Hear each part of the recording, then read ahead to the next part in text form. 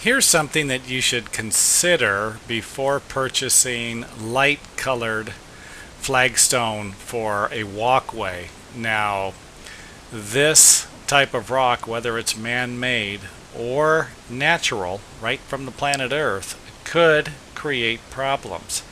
If you take a look, we've got the front side of the stone that's just completely covered in dirt, and I'm sure you can wash this off. Maybe there was a rainstorm that splashed the dirt on top of it, so that might not be a big problem, but still take a look at the dark mold that's on top of the walkway. Now here we got another section of it. Now is it mold? To be honest with you, I don't know.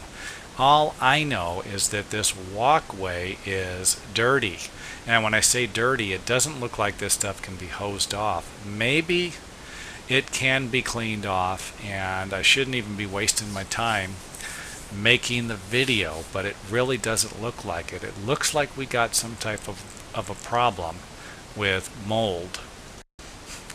However you handle the situation, if you are going to get a cleaner, make sure that you test it on a small area before using it on the entire walkway, just in case there's a problem.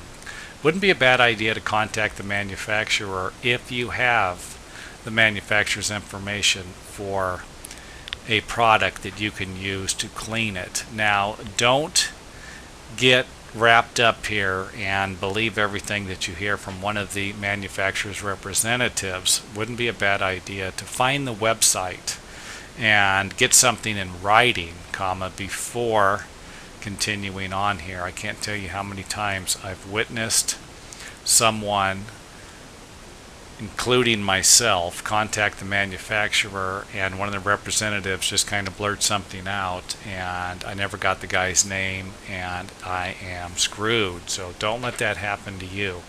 Get something in writing especially if it's an expensive walkway. Something else I'd like to point out is that if you notice, the sidewalk isn't dirty. It doesn't have the mold on it, so that tells us that it might not be dirt.